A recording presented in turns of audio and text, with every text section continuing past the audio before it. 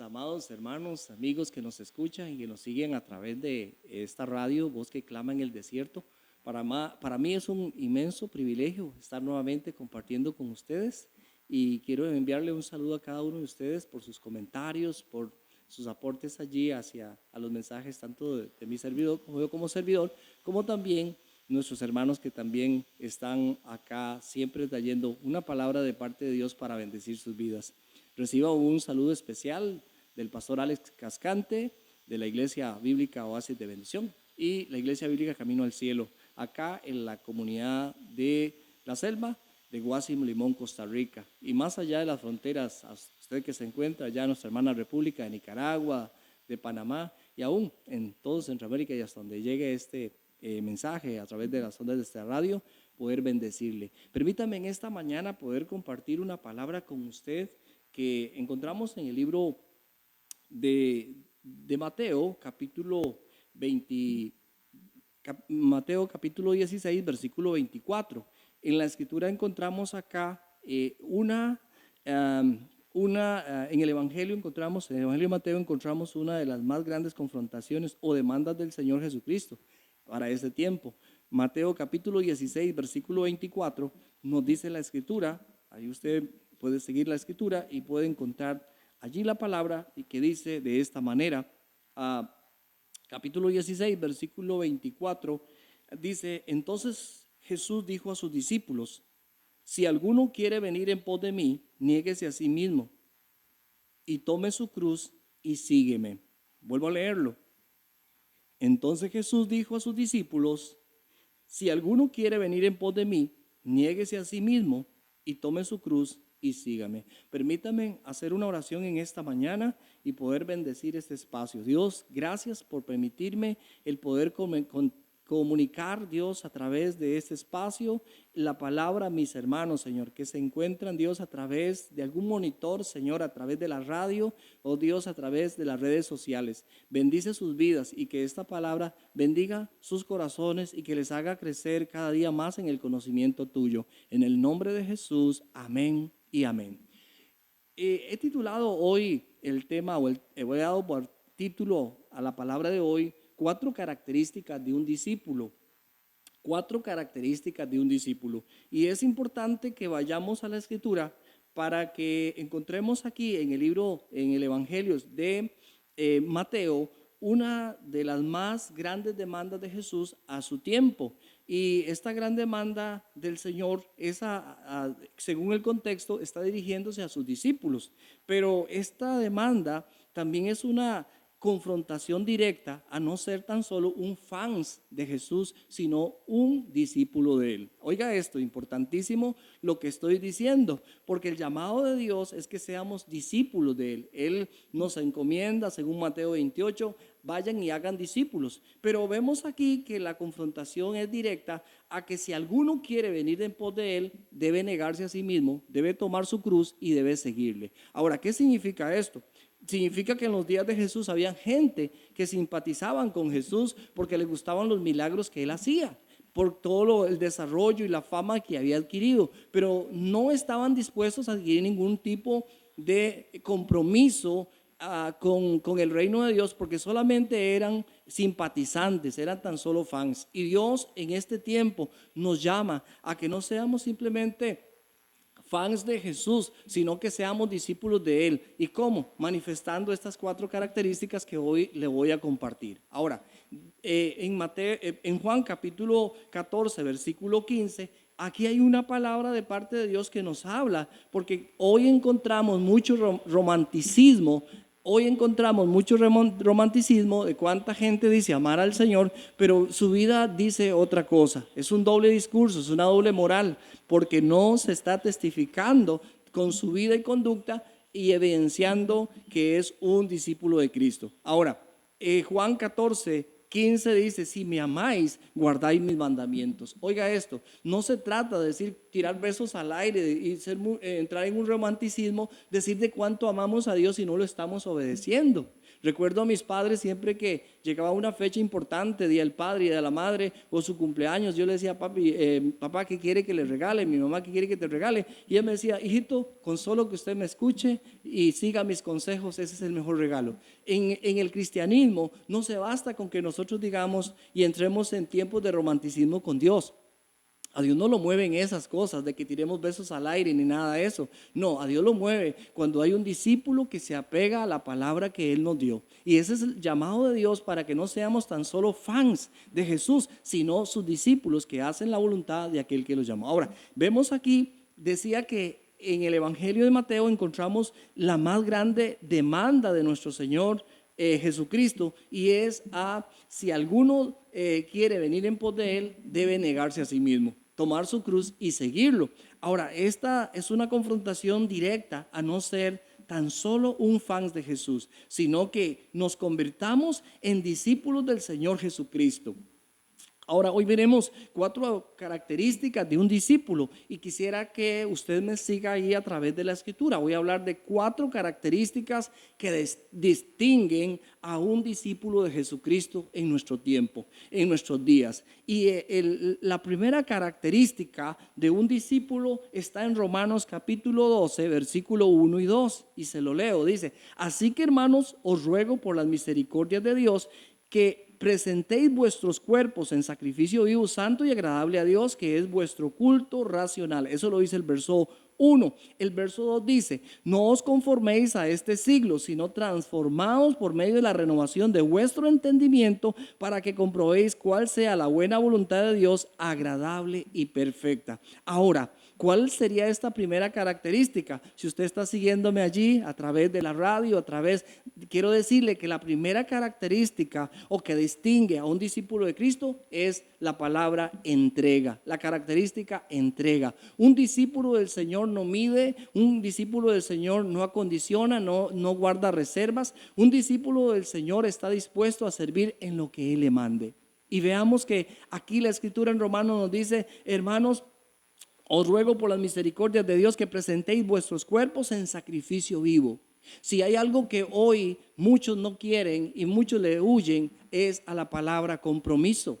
Y el compromiso es con el Señor. Es por ello que Dios nos llama, y la gente que es llamada, la gente que no es un fan de Jesús, sino un discípulo, siempre está dispuesta a asumir el compromiso, la entrega de servir a Dios en lo que lo manden. Hoy lamentablemente, hay muchas personas que solamente quieren figurar en un altar. Solo quieren figurar en la música, solo quieren figurar en alguna área y sentirse importantes y llenar su vacío emocional. Pero eso no es lo que Dios quiere. Lo que Dios quiere es que en medio de su pueblo, en medio de su iglesia, haya gente comprometida que esté dispuesta a entregarse por la obra de Cristo y hacer lo que está a su alcance. Entonces, primera característica de un discípulo se mide o se distingue por su entrega al Señor. Es su entrega al Señor.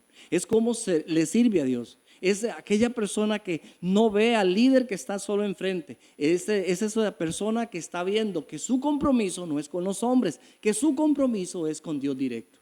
Y por ello Dios nos llama, y por eso Dios nos hace esta confrontación de seguir viviendo una vida fácil, vacía, una vida, un cristianismo barato produce resultados baratos. Dios está buscando en este tiempo gente que quiera decir, aquí estoy, asumo el reto, asumo el compromiso con Dios. Hoy vivimos en una sociedad donde nadie quiere adquirir compromisos. Usted puede ver en la parte matrimonial, nadie quiere casarse, nadie quiere asumir compromisos. Todos quieren vivir a la libre, haciendo las cosas que quieren, pero sin adquirir ningún compromiso con el varón o con la mujer, porque estamos en un tiempo donde nadie quiere asumir el compromiso matrimonial. Y si lo vemos a nivel de iglesia, hay mucha gente que quiere ser simplemente pastor, si cuente conmigo, pero si solamente yo me congrego, yo diezmo, yo ofrendo y hago lo que tengo que hacer, pero a mí no me ponga a servir en ningún lado. Es increíble, porque esto lo que manifiesta es simplemente una falta de compromiso con la obra del Señor. Ahora, Por eso es que Pablo dice, y les escribe a los romanos, y dice en el versículo 2, no os conforméis a este siglo, sino transformaos por medio de la renovación de vuestro entendimiento, para que comprobéis cuál sea la buena voluntad de Dios, agradable y perfecta. Quiero decir algo en cuanto a la entrega. Cuando hay creyentes que se convierten al Señor y en su vida cristiana solamente lleva una vida de cristiana de domingo, que simplemente hace lo que se le pide ahí, congregarse, diezmar, ofrendar y todo esto, es una persona que en su ser hay un vacío y no está completamente lleno o completo en Cristo, porque su vida tiene que responder con el área de servicio. Y esta parte la encontramos con Pablo. Cuando Pablo se convierte al Señor, tiene encuentro con Cristo, la primera dos preguntas que le hace es: ¿quién eres, Señor? Jesús dijo: yo soy Jesús a quien tú persigues. Dura cosa es dar cosas contra el aguijón. Pero la siguiente respuesta es: ¿qué quieres que yo haga? Note importantísimo esto, que el llamado juntamente va también juntamente con el compromiso hacia su obra. Voy avanzando. Segundo aspecto tiene que ver con el sufrimiento. Un discípulo también se distingue por el sufrimiento. Y leo 1 de Pedro 4:1 que dice: puesto que Cristo ha padecido por nosotros en la carne, vosotros también armados del mismo pensamiento, pues quien ha padecido en la carne terminó con el pecado. Una de las características también de un discípulo del Señor es una vida sufrida, pasar por pruebas. Y cuando yo hablo de esto, no estoy refiriéndome a problemas causados, porque hay gente que sufre delirio de persecución. Uy, pastor, viera cómo me miran, mira lo que pasa. Y hay un montón de cosas y no quiero ser el abogado del diablo en esta mañana. Quiero decirle que hay muchas cosas que la gente se queja y la gente se queja ante Dios y ante muchos, pero son situaciones que ellos mismos han servido la mesa. El sufrimiento que hablo por causa de Cristo es por vivir en santidad, por no responder a lo que el mundo está demandando hoy. Es una vida de consagración, dispuestos a honrar a Dios con sus vidas, con sus pensamientos, guardar de la verdad, haciendo lo recto, llevando el evangelio a todo precio a aquel que está perdido. El sufrimiento que es en Cristo no es por causa de mis pecados, ¿verdad? Porque a veces sucede que hay una doble moral y hay un doble discurso y no hay congruencia entre lo que yo digo y lo que yo hago. Entonces sus sufrimientos más lo apelan hacia que si yo hago esto voy a creer que soy más espiritual. No, Señor, no es así. El sufrimiento por causa de Cristo es por causa de la verdad, es por causa del evangelio, es por testificarle al mundo de que sin Cristo estamos perdidos. Esa es la verdad, y ese es el sufrimiento en el cual se caracteriza uno de los discípulos del Señor. No por andarse entremetiendo en lo ajeno, no por andarle tirando basura al vecino. No, eso es irresponsabilidad y un mal testimonio como hijo de Dios. Lo que yo sí refiero es que por causa de la verdad, a que usted predique a Cristo con su vida, con su testimonio, siendo leal a la palabra del Señor, eso sí lo caracteriza a usted. Si usted pasa por líos, problemas, por presentar a Cristo como el Señor y Salvador, dando usted un buen testimonio y sufre, sea bienaventurado. Jesús dijo: bienaventurados sois cuando por mi causa os vituperen y digan toda clase de mal mintiendo contra ustedes. Tercer aspecto, quiero ir rápidamente. Tercer aspecto tiene que ver con segunda de Pedro, capítulo 3, verso 14. Dice: por lo cual, oh amados, estando en espera de estas cosas, procurad con diligencia ser hallados por Él sin mancha, irreprensibles y en paz. Quiero hablarle de la tercera característica, porque ya le he mencionado dos. La primera es entrega, la segunda es sufrimiento, pero la tercera tiene que ver con consagración. La consagración debe ser característica en aquellos siervos del Señor que viven para Dios, que no viven una vida doble, sino que se consagran. El pasaje dice: procurad con diligencia ser hallados ¿por quién? Por Él, por el Señor, por el que lo ve todo. Usted no logra nada escondiéndose de los hombres, si al final no es a los hombres a quien usted le va a dar cuentas, sino a Dios. Y es importante que en esta el discípulo lo tiene, y esta es una de las características que lo distinguen, que es una persona consagrada a Dios. La palabra consagración. Y note, segunda de Pedro 3:14, por lo cual, oh amados, estando en espera de estas cosas, procurad con diligencia, escuche, ser hallados por Él. ¿Por quién? ¿Por el pastor, por el diácono, por el líder, por el presidente de la asociación? No, por el Señor Jesucristo, el Rey de Reyes y Señor de Señores. ¿Cómo? Irreprensibles, sin mancha y en paz. Esto nos habla de la tercera característica, nos habla de la consagración. Un discípulo de Cristo es alguien que se distingue por su vida en santidad, por su vida en santidad delante de Dios y delante de los hombres. Quiero ir avanzando. Tercer aspecto que encontramos como característica de un discípulo estoy tratando bajo el título 4 características de un discípulo, pasando de fans a discípulo de Cristo.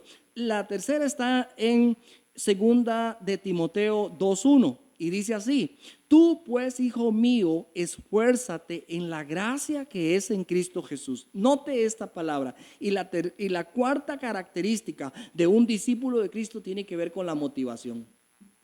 La motivación.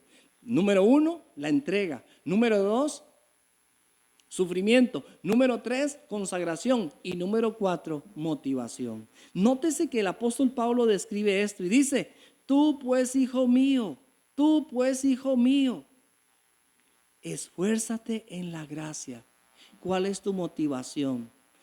¿Qué te motiva a hacer las cosas? A veces la motivación puede ser equivocada. Voy a hacer esto porque si no la hago yo, ¿quién la va a hacer? Y yo siempre tengo un parámetro en el cual me ayuda, que es Filipenses 2:3. Nada hagáis por contienda o por vanagloria, antes bien con humildad, estimando a los demás como superiores a sí mismo. Muchas veces la motivación es incorrecta. Voy a hacer esto porque si yo no lo hago, ¿quién lo va a hacer? Es que solo yo lo hago bien y si alguien más lo hace, no queda bien.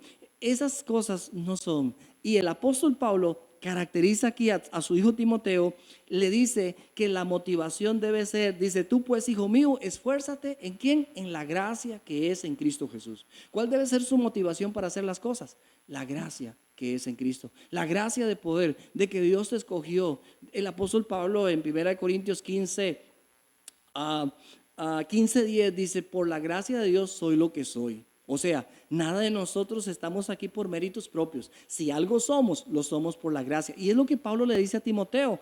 Y le habla de la buena motivación. Que nuestra motivación a hacer las cosas no sea agradar al ojo humano, no sea quedar bien con el pastor, no sea quedar bien con los hombres. Porque si tu motivación es esa y el líder no observó ni elogió tu labor, te vas a desanimar. Pero cuando tú lo haces para Dios, teniendo la mejor motivación, si el hombre lo ve o no lo ve, tu disposición desde el inicio fue para agradar a Dios.